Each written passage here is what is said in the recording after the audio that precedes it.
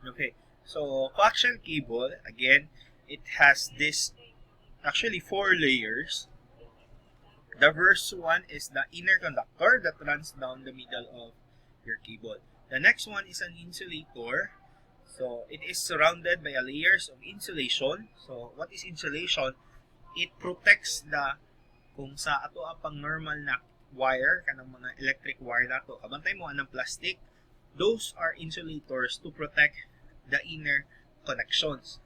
Number one, it protects para dili siya dali maputol. Number two, it protects para dili siya ma mabasa, or it is means for safety and protection. So ano yung pinaka-purpose sa insulator.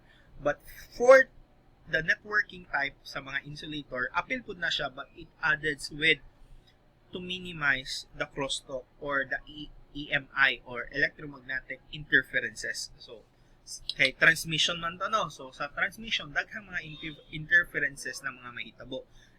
Like, kanang ato ang connector na matapat siya sa wire o sa mga metal, so na mga interferences like magnetic interferences. So, kung na mga ingana, so it will really cause the slow of your speed of transmission. Later on, we will discuss kung saan na sila. So, another thing here, so another conducting shield which makes this type of cabling restrained to outside interferences. So, from here, na siya outside para mapuggan niya mga outside interferences. So, like static interferences or other interferences. This type of cabling comes in two types of There are thick and they are thin net and thick net. So meaning kung makakita mo sa inyo ang mga coaxial cable, kung makatanaw mo sa inyong TV, ay mga nipis na mga baga na ano. And kana siya, as again, there are many types of coaxial cable na later we'll be discussing. Kana siya, it also have effect sa ato ang transmission, sa ato ang signal or information. So kung sa television na siya, so still networking, so mag-transmit ka radio frequency sa radio or sa kanang frequency sa inyong TV, di ba? So maka-apekto jud na siya mo nang kabantay mo sa inyong mga kung nasa mga lagyo mong lugar, kung nagsaligra mo sa antena, ang inyong kuha sa inyong reception is hinay siya, especially if you choose the wrong coaxial cable. So again, it affects because each coaxial cable have this called impedance. Impedance meaning there is a which is in terms of ohms, where it means kung ohms iya, in electrical terms, ohms refers to resistance, which means to resist the flow of current. So, kung the longer your cable, the more the resistance. Kung sa kurente ang istoryahan nato, dili ang gilabay nato na data, because again, ang gilabay na data nato sa ato ang cable is just kurente nga gibutangan nato og delay. So, para ma-consider na as 1 or either 0. So, pa-delay-delayhon nato, pasakaon, paubson, palasakaon, paubson. That's why there is a wave which is called the square wave. Kanang normal makita niya sinusoidal wave, kanang murag bowed. So if you have square wave, those are waves that emits the binary bit which is 1 and 0. And the combination of bits will form an information.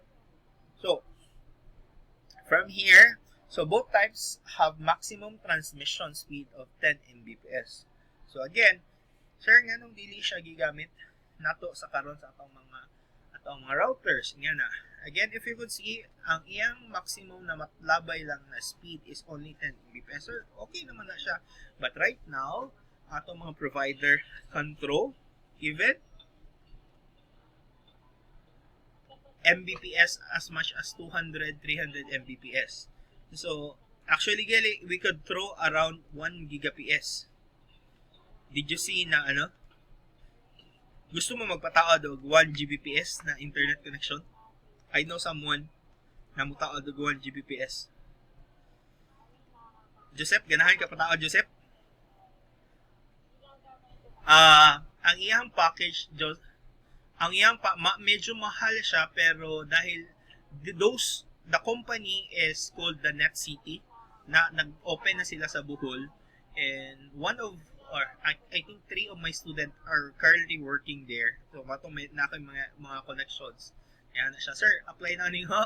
Uwa ka malinga 1 Gbps akong ipa-connect nimo pila man. Niya na siya. Yan ako, pila man ang 1 Gbps. Siya. Ang 1 Gbps sir, medyo ano na sir, kanang price-wise na siya. Unsa man ang price-wise, murag duduha man ta ng price-wise, pila man. A monthly sa 1 Gbps is 20k. So, actually, that is cheap already. Pero, dili siya cheap for a personal use like us, kaya magamit ta. Mag 20k ka every month, merong sakit kaya sa bulsa, di ba? Pero, companies, that's why, ingon sila, they are actually making proposal for our school na mo acquire sila sa ilahang company na 1 Gbps para hopefully our school will already have the fastest internet sa Atoa. Pero I don't know if they will agree because right now the internet connection sa Atoa ata is roughly naara sa 100 paspas na siya. Roughly naasa sa 100 to 200 Mbps ang sa atong school.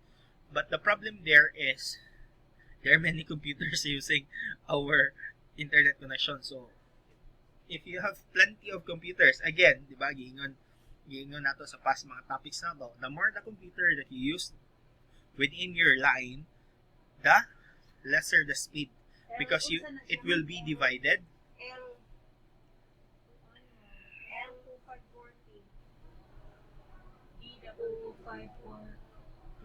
Okay, so kaya sa check. Let me pause this one first. So from here, again, as what I've told you, the school, the one of my students are already an executive on that company. Bago siyang company in terms sa Bohol, but it is already big company in Manila. So the company is an aggregate of the telco, meaning neutral sila sa telco. So they provide help to the telco, like especially making their towers and etc. So outsourcing company sila po. At the same time, aggregate sila. So dili sila competitor at the same time, pero mo-provide po sila. Pero ang ilahang providan is mga dagkong company. Pero I think right now naa sila ma-provide nga 100 Mbps. Kalipat ko og tagpila to siya. Ang mga ano siguro po to, mga medyo mahal po, mga 1 kapin siguro gyapon. So, mga almost 2 siguro. So, lahi ra jud ko ma-connect nang dito. Kung ma-connect nang dito.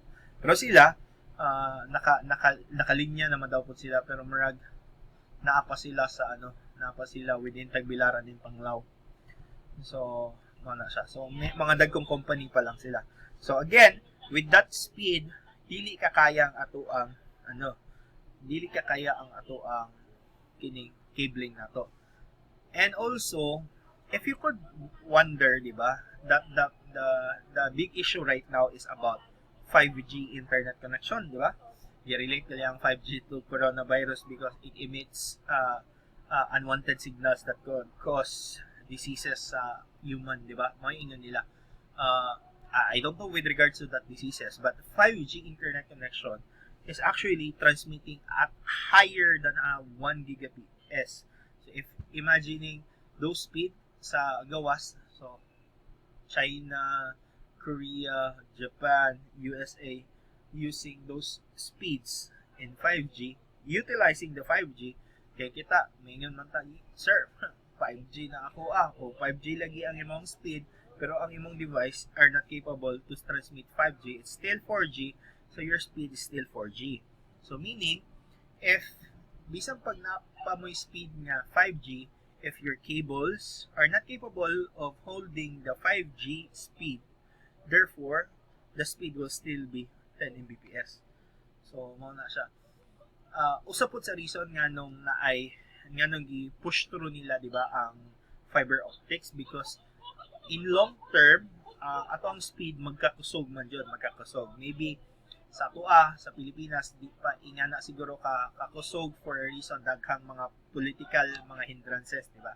May mga political hindrances which is out of our scope. So with that, most of the company are rearranging their lines, di ba? Daghanan ng kabantay mo sa kalsada nangugkob mga way pila ka years way back, ngugkob jud sila taman kay gipampulihan nila ang linya nila o fiber optics. What's the reason?